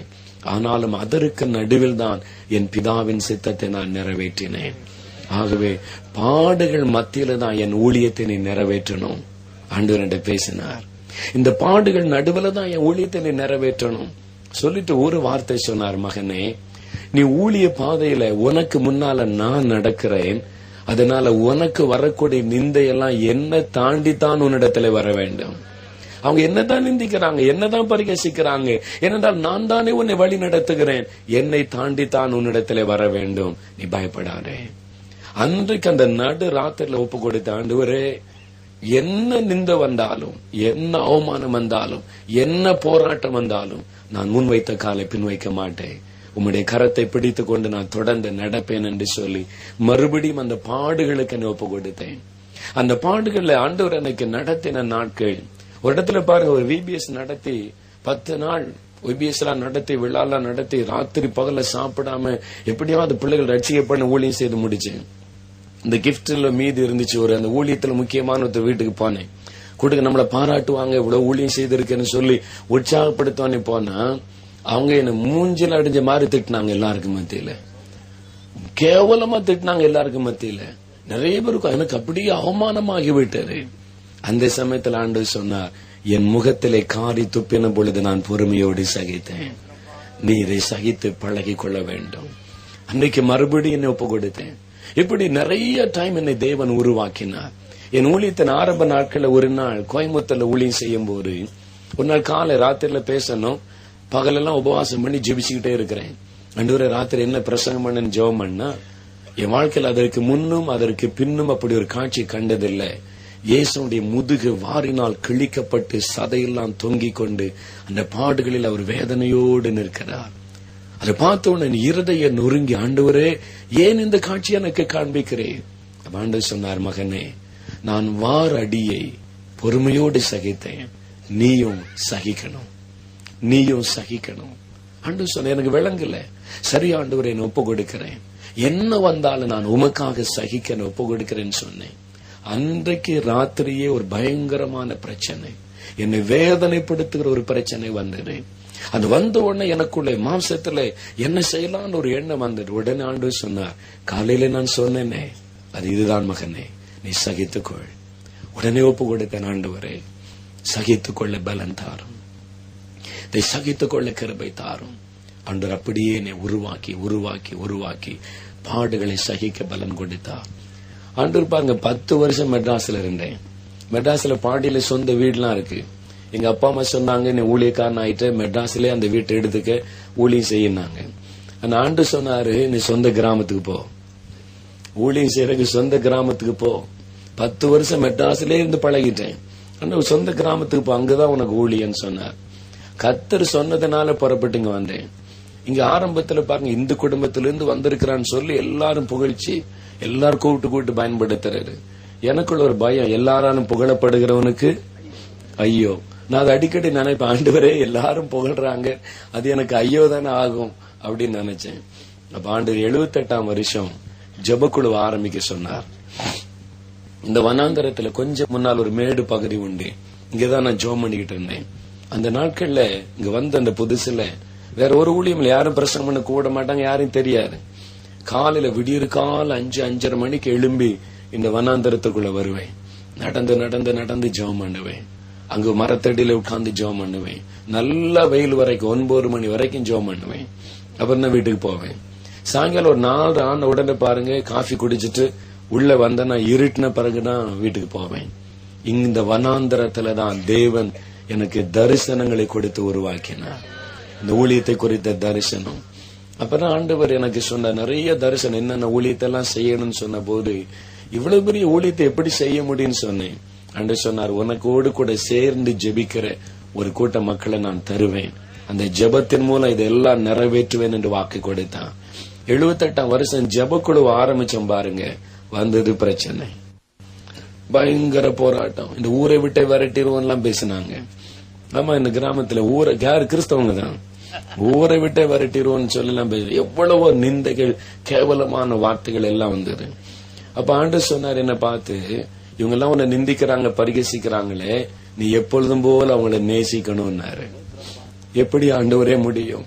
என்ன கேவலமா பேசுறாங்க, அசிங்கமா பேசுறாங்க, எப்பொழுதும் போல எப்படி அவங்களை நேசிக்க முடியும்?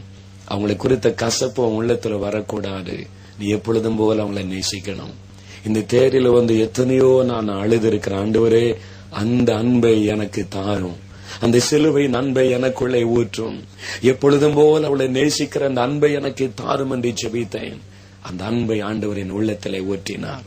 ஆகவேதான் இன்றைக்கு யார் நிந்திச்சாலும் அது என் உள்ளத்தை ஒரு இஞ்சி கூட அசைப்பதில்லை.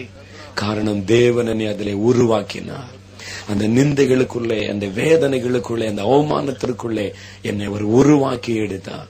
ஆனால் அந்த ஊழியத்தின் நிமித்தம் யார் நிந்தித்தாலும் என் உள்ளத்துல வேதனை வருவதில்லை. கர்த்தருக்கு ஸ்தோத்திரம், ஆண்டவருக்கு ஸ்தோத்திரம். நிந்திக்கப்படுவது பாக்கியம். இயேசுவுக்காக நாம் நிந்திக்கப்படுவது பாக்கியம். ஆனா ஆரம்ப நாள்ல சொன்ன ஒரு நாள் ஆண்டவரிடத்துல, என்ன ஆண்டவர் எல்லாரும் என்ன நிந்திக்கிறாங்க, எல்லாம் பரிகாசமா பேசுறாங்க, இந்த பாடுகள் நடுவுல தான் நான் போகணுமான்னு சொல்லி உடனே ஆண்டவர் சொன்னாரு, நீ ஒரு நாள்ல என்ன எவ்வளவு பரிகாசம் பண்ண, எவ்வளவு கேவலமா பேசின, நான் பொறுமையா அதை சகிச்சுதானே உன்னை தேடி வந்து சுகமாக்கினேன். இப்ப எனக்காக நீ அதை சகித்துக்க. ஆண்டவர் உடனே ஒப்பு கொடுத்த, ஆமா ஆண்டவரே, எவ்வளவு கேவலமா பேசினேன், நீர் என்னை எவ்வளவா நேசித்தீர், அந்த அன்பை எனக்கு தாரும். ஆகவே ஆண்டவருக்காக அதை சகிப்பதற்கு என்னை உருவாக்கினார். அவர் என்னை அழைத்தார். இரண்டாவது என்னை உருவாக்கினார். மூன்றாவது தான் ஆண்டவர் என்னை பயன்படுத்த ஆரம்பித்தார். அதன் பிறகு ஆசீர்வதித்தார். அவர் பயன்படுத்தினது எப்படி? எடுத்த உடனே என்னை கொண்டு போய் மேடையில நிறுத்தல. நிறைய பேர் ஊழியத்துக்கு வரும்போது அநேகர் அதை நினைக்கிறோம். ஆனா தேவன் எப்படி என்னை ஊழியத்துல அவர் கொண்டு வந்தார் தெரியுமா? முதல்ல ஆண்டவர் நான் செய்யற முதல் ஊழியம் இந்த தூத்துக்குடி பட்டணத்துல டிராக்ஸ் கொடுக்கிற ஊழியம். ஆண்டவருக்கு எப்படியாவது அவரை குறித்து மற்றவங்களுக்கு சொல்லணும். எனக்கு 2 பேர் நின்னாலே பேச மாட்டேன், நான் சாதாரணமாவே பேச மாட்டேன், தெரியாத ஆள்கிட்ட பேச மாட்டேன். அப்படி ஒரு கூச்ச சுபாவம் அந்த வாலிப நாட்கள்ல. அதனால இப்படியாவது இயேசு பற்றி அறிவிக்கணுமே, கொஞ்சம் கைப்பிரதி வாங்கி ஜெபம் பண்ணதை வைத்து தூத்துக்குடியில முதல்ல ஒரு கடத்தூர்ல போய் டிராக்ஸ் கொடுக்கலான்னு போனேன். ஆண்டவரிடத்துல ஜெபம் பண்ணேன். என்ன ஜெபம் பண்ண தெரியுமா? ஆண்டவரே, நான் டிராக்ஸ் கொடுக்க போறேன், ஒருத்தரும் என்கிட்ட ஒரு கேள்வியும் கேட்க கூடாது. கேள்வி கேட்டா நான் அவ்வளவுதான், ஒன்னும் பதிலே சொல்ல தெரியாது, நான் பயந்துருவேன். ஜெபம் பண்ணிட்டு கடைக்கடையா நிக்க நாட்கள்லாம் டிராக்ஸ் கொடுத்தேன். நிக்கவே மாட்டேன், ஓடி வேற நடந்துகிட்டே தான் கொடுப்பேன். என்ன நின்னா ஏதாவது கேட்டுருவாங்க, இது என்னது, நீங்க என்ன சொல்றீங்கன்னு கேட்டுருவாங்க, பயந்து நிக்கவே மாட்டேன். அப்படிதான் முதல் ஊழி. அடுத்தது சென்னையில இருக்கும் போது டான் பிரீச்சிங், தேவன் அதுல என்னை கொண்டு போய் தெருவில் நிறுத்தினார். விடியற் காலையில பாருங்க, 4 மணிக்கு எழும்பி, நாங்கெல்லாம் சர்ச்சில் போய் படுத்து கூட கொஞ்சம் வாலிபர்கள் 4 மணிக்கு எழும்பி புறப்பட்டு வசனம் சொல்லுவாரு. அப்படியே விடியற் காலையில தெரு தெருவா போய் வசனம் சொல்லுவோம். அப்ப நாய் தான் துரத்தும், விடியற் காலையில சத்தம் போட்ட நாய் தான் வரட்டும். அந்த ஊழியம். மூன்றாவது பாருங்க, ஆண்டவர் என்னை தெருவிலை சாட்சி சொல்லும்படிக்கு என்னை கொண்டு நிறுத்தினார். மெட்ராஸ்ல மூர் மார்க்கெட் என்ற இடம், அதுல மெட்ராஸ் பீச்சில் புரசவாக்கத்துல எத்தனையோ தெருக்களில சாட்சி, ஏசனை எப்படி சுகமாக்கினார், ரட்சித்தார் என்று சாட்சி. அதன் பிறகு தெருக்கள்ல பிரசங்கம். ஆண்டு இப்படிதான் நடத்தினார். தெருவுல பிரசங்கம் 5 நிமிஷம் பண்ணணும், ஏன்னா அதுக்கு மேல நின்று கேட்க மாட்டாங்க. ஆனா ஆண்டவருடைய கிருபை, தெருக்கள்லயே ஆற்றுக்கால் கொடுத்து நிறைய ஒப்பு கொடுத்திருக்கிறாங்க. தெருவுல நின்று பேசும்படி என்னை உருவாக்கினார். முதல்ல அங்கதான் நிறுத்தினார். இப்படி தெருவுல சாட்சி கொடுத்து கொஞ்ச நாள் ஆன உடனேதான் சபையில சாட்சி சொல்ல கூப்பிட்டாங்க. சபையில வந்து ஒரு 5 நிமிஷம் கொடுப்பாங்க, சாட்சி சொல்லுங்க பிரதர்ன்னு சொல்லி. அப்புறம் சபையில சாட்சி கொடுத்த பிறகுதான் கொஞ்ச நாள் கழிச்ச பிறகு ஒரு 1/2 மணி நேரம் பிரசங்கம் பண்ண வாங்கலன்னு முதல் அழைப்பு வந்தது. அதன் பிறகு அது சாயங்கால ஆராதனையில பேச கொஞ்சம் பேர் வந்திருப்பாங்க. அதன் பிறகுதான் தேவன் ஆராதனையில், அதன் பிறகுதான் வெளியிலே கூட்டம் என்று கொஞ்சம் கொஞ்சமாய் உருவாக்கி தேவன் என்னை ஜனங்களுக்கு நடுவிலே கொண்டு போய் நிறுத்தினார். அல்லேலூயா. நீங்க உங்களை 100க்கு 100 சரண்டர் பண்ணி என்னை உருவாக்க ஆண்டவரே, அவர் அழகாய் உருவாக்குவார். அவர் உருவாக்கின பிறகு என்ன நடக்கும் தெரியுமா? ஆசீர்வதிப்பார். ஆமென். அல்லேலூயா.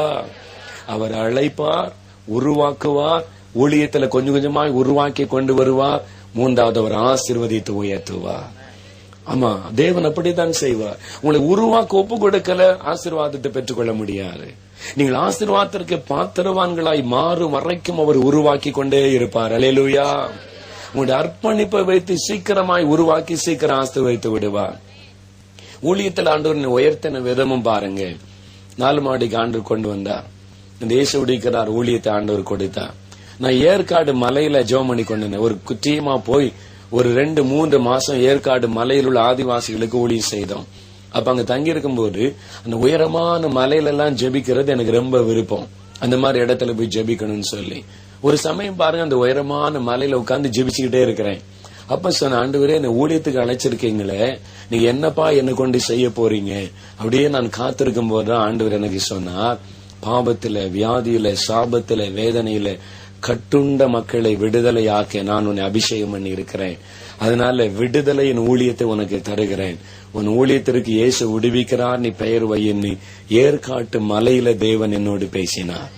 அல்லேலூயா. அதன் பிறகு நாங்க இயேசு விடுக்கிற ஜெப குழுவா ஆரம்பித்தோம். அப்ப ஆரம்ப நாட்கள்ல தினந்தோறும் கூட்டி ஜெபம் பண்ணுவோம். இந்தியாவுக்காக ஜெபிக்கிறதா ஊழியமே. எல்லா ஊழியங்களுக்காக, ஊழியக்காரர்களுக்காக ஜெபம் பண்ணுவோம். தேசத்திற்காக ஜெபிப்போம். அப்படித்தான் தேவன் முதலாவது உருவாக்கினார். அதன் பிறகு தேவன் கொஞ்சம் கொஞ்சமாய் வழி திறந்து உயர்த்த ஆரம்பித்தார். பல இடங்களுக்கு தேவன் அழைத்து போக ஆரம்பித்தார். அது சந்தோஷமாய் மகிழ்ச்சியா இந்த ஊழியத்தை செய்ய கிருபை கொடுத்தார். கொஞ்சம் கொஞ்சமாய் தேவன் உயர்த்தினார். எப்படி ஆசீர்வதிச்சார் பாருங்க. அப்போ நாங்க நாசரத்துக்கு இந்த திருச்செந்தூர் இந்த ஏரியாவில் இப்ப நிறைய பஸ் ஓடுது. அப்ப 2 பஸ் தான் ஓடும். அப்ப நாசரத்துக்கு போனா 2 பஸ் தான். அதுல ஒரு பஸ் எப்பவுமே ரிப்பேர் தான். அதனால ஒரு பஸ் தான் ஓடும். அந்த ஒரு பஸ்ல இத்தனை ஒரு ஆட்கள் பிரயாணம் பண்ணணும், எப்படி போக முடியும் பாருங்க. நின்றுகிட்டு தான் பிரயாணம் பண்ணணும். ஒரு பஸ் கிடைக்கிற விட்டுட்டுனா அப்ப 4 மணி நேரம் 5 மணி நேரம் நிக்கணும். சில சமயம் 4 மணி நேரம் நான் பஸ் ஸ்டாண்ட்லயே நின்று இருக்கிறேன். இங்க இருந்து நாஸ்தேத்து போறதுக்கு. அப்புறம் அங்கதான் பத்திரிக்கை பிரிண்ட் பண்ணுவோம். அப்ப அந்த பிரஸுக்கு போகணும், அந்த பத்திரிக்கை செய்தியெல்லாம் ஒழுங்கு பண்ணி கொடுக்கணும். அதனால நான் நாஸ்தேத்து போகணும். மணிக்கணக்கா நின்று நான் ஜெபம் பண்ண, ஆண்டவரே ஒரு சைக்கிள் தந்தா நான் சைக்கிள்ல நாஸ்தேத்துக்கு போயிட்டு வருவேனே அப்படின்னு ஜெபம் பண்ணேன். ஜெபம் பண்ண பாருங்க, உடனே ஒரு செகண்ட் ஹேண்ட் சைக்கிள் கிடைச்சது. 300 ரூபா கொடுத்து ஒரு செகண்ட் ஹேண்ட் சைக்கிள் வாங்கினேன். ஆண்டவர் கொடுத்தார். அதை வாங்கி செய்தார், கொடுத்தார். அப்ப அதுலதான் நான் செய்து சில நேரம் காலையில ஒரு முறை, சாயங்காலம் ஒரு முறை போவேன். சில வருஷ காலமா இந்த சைக்கிள்ல தான் நான் சேர்த்து போயிட்டு வருவேன். அப்புறம் நான் ஒரு நாள் சைக்கிள்ல போய்கிட்டே இருக்கும்போது யோசித்தேன், ஆண்டவரே உலக பிரகாரமா வேலை செய்து சம்பளம் வாங்குறவங்க எல்லாம் புது புது சைக்கிள்ல போறாங்க. நான் உங்களுடைய ஊழியக்காரன் என்ன பழைய இந்த ஓட்டை சைக்கிள்ல கஷ்டப்பட்டு ஓட்டிட்டு இருக்கிறேன், ஒரு புது சைக்கிள் தரக்கூடாது அப்படின்னு நினைச்சேன். சைக்கிள்ல போகும்போது அப்படின்னு நினைச்சு ஜெபம் பண்ண, அவ்வளவுதான். அதுக்காக உபவாசம் பண்ணவும் இல்லை, ஜெபிக்கவும் இல்லை. போகும்போதே நினைச்சேன் பாருங்க. ஒரு 2 நாள்ல எங்க அப்பா ஒரு புது சைக்கிள் வாங்கிட்டு வந்தாங்க வீட்டுக்கு. வாங்கிட்டு வந்து சொன்னாங்க, மகனை இதை நீ வச்சுக்க, பழைய சைக்கிள் ஏன்ட்ட கொடு. யார் மூலமாவும் எனக்கு ஒரு புது சைக்கிள் ஆண்டவர் தந்துட்டார். அல்லேலூயா. அப்ப ஆண்டவர் நம்முடைய நினைவுகளை கூட அறிந்தவர். அல்லேலூயா. அதன் பிறகு தேவன் அப்படி நாம் படிப்படியாய் உயர்த்தினார். நம்ம ஒரு உருவாக்க ஒப்பு கொடுத்துட்டா நாம் கிரகிக்க முடியாதபடி ஒரு ஆசீர்வதிப்பா. அநேகர் இங்க கடன் பிரச்சனை, பண தேவை, நெருக்கத்துல வந்திருக்கலாம். அவர் உங்களுடைய குறைவுகளை எல்லாம் நிறைவாக்க போகிறார். உடைய தேவைகளை எல்லாம் சந்திக்க போகிறார். நம்முடைய நினைவுகளை கூட அவர் அறிவார். பழைய கார், இந்த அம்பாசிடர் கார் வச்சிருந்த ஒரு அநேகர் சொன்னாங்க, பிரதர் ஒரு காரு வாங்க பிரதர், புதுசா ஒரு கார் வாங்க பிரதர். நிறைய ஊழியத்தில் உள்ளவங்க, மற்றவங்க ஊழியக்காரங்க எல்லாம் சொல்லுவாங்க. அப்ப எல்லாருடைய தொந்தரவும் தாங்க முடியாம நான் அதுக்கெல்லாம் ஜெபிக்கிறதே இல்லை. ஒரு நாள் கார்ல போகும்போது அப்படி போகும்போதே நினைச்சேன், ஆண்டவர் எல்லாரும் கார் வாங்குங்கன்றாங்க. ஏழை ஜனங்க 5 ரூபா 10 ரூபா 50 ரூபா 100 ரூபான்னு ஊழியத்துக்கு பணம் அனுப்புறாங்க. அந்த பணத்தை வாங்கிச்சு நான் ஒரு கார் வாங்கி ஓட்டணுமா? அது ஊழியத்துக்குள்ள பணம், அதுல கார் வாங்க கூடாது. நீர் அப்படி கொடுக்க விரும்பினா நீர் எனக்கு தாரும் அப்படின்னு சொல்லிட்டு அவ்வளவுதான். ஒரு நிமிஷம் தான் நினைச்சேன், அவ்வளவுதான் முடிஞ்சது. நான் நினைச்சு ஒரு வாரம் கூட ஆகல, ஒரு சகோதரர் வீட்டுக்கு வந்தார். 1.25 லட்சம் ரூபாய் என் கையில கொடுத்தார். பிரதர் உங்களுக்கு கார் வாங்குங்கன்னு சொல்லி அந்த வார்த்தையை சொல்லி என் கரத்திலே கொடுத்தாங்க. அல்லேலூயா, அல்லேலூயா. நான் முழங்கால் போட்டுலாம் ஜெபிக்கல, உபவாசம் எல்லாம் பண்ணல. போற வழியில அப்படி நினைத்தேன், நம்முடைய நினைவுகளை கூட அறிந்து அற்புதம் செய்கிற ஒரு கர்த்தர். அல்லேலூயா, அல்லேலூயா. அவருடைய தேவைகளை சந்திப்பார். பிரியமானவர்களே, 100க்கு 100 ஒப்பு கொடுத்துருங்க போறோம். ஆண்டவரே நான் உம்முடையவன், என்னுடையது எல்லாம் உம்முடையது. நான் சொல்ல எங்க வீட்டுல இருக்கிறது எல்லாம் யார் கொடுத்தான எல்லாம் எனக்கு இயேசு கொடுத்தாரு. நான் ஆண்டவரே சொல்ல, ஆண்டவரே நீர் கொடுத்ததென்று சொல்லாத எதுவும் எனக்கு வேண்டாம். ஆமென். அல்லேலூயா. எனக்கு அவங்க கொடுத்தாங்க, இவங்க கொடுத்தாங்க, இவங்க வீட்டுல இருந்து வந்துச்சு, இவங்க இறக்கப்பட்டு கொடுத்தாங்க, வேண்டாம். எல்லாம் எனக்கு இயேசு கொடுத்தார் என்று சொல்லணும். அது மாத்திரம் என் வீட்டில் இருந்தால் போதும். அல்லேலூயா, அல்லேலூயா. அப்படிதான் ஆண்டவர் தந்தார். நான் இன்னைக்கும் ஜெபம் பண்ணும்போது சொல்றேன், ஆண்டவர் இது நீர் கொடுத்தீர், இந்த வீடு கொடுத்தீர், இந்த சோஃபா கொடுத்தீர், இந்த இடம் கொடுத்தீர், எல்லாம் உமக்கு சொந்தம். நாங்க அனுபவிக்கிறோம், அவ்வளவுதான். அல்லேலூயா. அவரை முழுமையா சார்ந்து கொள்ளுங்க, அழகாய் நடத்துவார். சில சமயம் குறைவுக்குள்ள ஆண்டவர் கொண்டு போனால் ஒரு அற்புதம் நடக்க போகுதுன்னு அர்த்தம். உங்களை உருவாக்குகிறாருன்னு அர்த்தம். அல்லேலூயா, அல்லேலூயா. அதனால நான் இவ்வளவு ஆண்டவரை நேசிக்கிறேன், ஏன் இப்படி எல்லாம் நடக்குதுன்னு நினைக்கிறீங்களா? உங்களை ஏதோ ஒரு காரியத்தை கற்றுக் கொடுக்கிறான். என் வாழ்க்கையில கூட எத்தனையோ தோல்விகள், எத்தனையோ ஏமாற்றங்கள், ஊழிய பாதையில தேவ சித்தம் இல்லாம சில காரியத்தை செய்தது நிமித்தமாக சில நஷ்டங்களை சந்தித்தது உண்டு. ஆனா அது மூலமா தேவன் என்னை சிட்சித்து சரிப்படுத்தினது உண்டு. அல்லேலூயா. நம்மை சிட்சிக்கிற ஒரு தகப்பன் அவர் தண்டிக்கிறவர் அல்ல, சிட்சிக்கிறவர். அல்லேலூயா. ஆகவே ஒரு ஆசீர்வதித்து உயர்த்துகிற தேவன், உயர்த்துகிற தேவன். எனக்கு அன்பாலே ஆண்டவர் ஆசீர்வதித்து கிருபையாக உயர்த்தி நடத்தி வருகிறார். அவரை போல ஐஸ்வர்யவான் யாரும் இல்லை. அவரை போல நம்ம நேசித்து உதவி செய்கிற தகப்பனும் இந்த உலகத்தில் யாரும் இல்லை. அவரை குழந்தையை போல சார்ந்து கொள்ளுங்க. அவர் உங்களை உயர்த்துவா. அவர் உங்களை இன்னைக்கு உருவாக்கி கொண்டிருக்கலாம், ஒரு பாடுகள் நடுவில் நடத்தி கொண்டிருக்கலாம். உங்களை ஒப்பு கொடுங்க. ஆண்டவரே, என்னை பூரணமாய் தருகிறேன், நீ சுயம் எனக்கு வேண்டாம், என் சொந்த ஆசை சொந்த விருப்பம் வேண்டாம். இனிமேல் நான் நல்ல இயேசு, இனி நான் நல்ல இயேசு என்று உங்களை 100க்கு 100 ஒப்பு கொடுத்துருங்க. தேவன் உங்களை ஆசீர்வதித்து உயர்த்தி விடுவார். அல்லேலூயா. உங்களுடைய நோக்கம் எல்லாம் இயேசுக்காக ஏதாவது செய்யணும், உங்களுடைய ராஜ்யம் கட்டப்படன்னு சொல்லுங்க. தேவன் ஆசீர்வதிச்சு உயர்த்திடுவார். அநேகர் பாருங்க, வியாபாரம் ஆசீர்வதிக்கப்படணும், தொழில் ஆசீர்வதிக்கப்படணும், பெரிய ஆள் ஆகணும், ஜெபம் பண்ணுங்கன்னு சொல்லுவாங்க. ஆண்டவர் சொல்லுவார், நான் எதுக்கு அவனை ஆசீர்வதிக்கணும்? அவனால எனக்கு என்ன பிரயோஜனம்? ஆண்டவர் ஆசீர்வதிக்கணுமா? எனக்கு ஒரு முகாந்திரம் வேணும். நீங்க என்ன சொல்லுங்க ஆண்டவரை பார்த்து, நீர் எங்களை ஆசீர்வதிச்சா நாங்க இந்தியாவில் நம்முடைய ராஜ்யத்தை கட்டுவோம், எங்க பணத்துல பெரும் பங்கமுடைய ராஜ்யம் கட்டுவதற்கு செலவு பண்ணணும்னு சொல்லி பாருங்க. தேவன் உங்களை ஆசீர்வதிச்சு ஆசீர்வதித்து ஆசீர்வதித்து உயர்த்தி கொண்டே இருப்பார். அல்லேலூயா. செழிப்பா ஆசீர்வதிப்பா. கடைசியா ஒரு காரியத்தை சொல்லி முடிக்கிறேன். ஒரு நாள் ஜனவரி மாதம் 1 தேதி, இந்த முதல் தேதியில புது வருஷத்துல ஆண்டோடத்துல என்ன காரியத்தை கேட்கலாம், வரங்களை தாரும் வல்லமை தாரும்னு கேட்கலாமா, ஊழியத்தை ஆசீர்வாதம் கேட்கலாமான்னு இருந்தேன். கடைசியில குழப்பம். தீர்மானம் பண்ணேன், நாமே ஏன் ஜெபிக்கணும், இயேசு என்ன சொல்றாரோ அதுக்காக ஜெபம் பண்ணலாம் அப்படின்னு தீர்மானம் பண்ணேன். என்னுடைய ஜெப அறையில் ஆண்டவரை துதித்து கொண்டே இருந்தேன். கடந்த வருஷமெல்லாம் அவர் என்னை நடத்தினதுக்காக துதித்து துதித்து ஸ்தோத்திரம் பண்ண பாருங்க. ஆண்டவருடைய பிரசன்னம் அந்த அறைக்குள்ள இறங்கினது. ஆண்டவரே, நீ சொல்லுவதற்கு நான் ஜெபிக்கிறேன்னு சொல்லி அர்ப்பணிச்சு ஜெபிச்சுட்டே இருந்தேன். அந்த பிரசன்னம் இறங்கிட்டு என் ஆவிக்குரிய கண்களை ஆண்டவர் திறந்தார். அப்பொழுது இயேசு என் அருகில் நிற்கிறதை நான் பார்த்தேன். முதலாவது அவருடைய பாதத்தை நான் பார்த்தேன். என்னுடைய உள்ள மகிழ்ச்சியினால் நிறைந்தது. அப்படியே என் கண்களை ஏறெடுத்து அவருடைய முகத்தின் பக்கமாக நான் பார்த்தேன். அவருடைய கண்களோ கண்ணீரினால் நிறைந்திருந்தது. துக்கம் நிறைந்தவராய் வேதனையோடு நின்று கொண்டிருந்தார். அந்த காட்சி என் உள்ளத்தை உடைத்தது. நான் இயேசுவை பார்த்து விட்டேன் என்று மகிழ்ச்சி அடைகிற நேரம் என் நேசர் துக்கத்தோடு இருக்கிறாரே. ஏன் ஆண்டவரே துக்கம், ஏன் உம்முடைய கண்களிலே கண்ணீர்? ஆண்டவர் என்னை பார்த்து சொன்னார், மகனே, நான் என்ன சொல்லுவேனோ அதற்காக ஜெபிக்கிறேன் என்று சொன்னாயே. நீ ஒரு காலத்தில் தெய்வம் அல்லாதவைகளை தெய்வம் என்று நம்பிக்கொண்டிருந்தாய். நானும் உன்னை தேடி வந்து உன்னை ரட்சித்து என் பிள்ளையாய் மாற்றினேன். இந்த இந்தியா தேசத்தை பார், கோடிக்கணக்கான மக்கள்.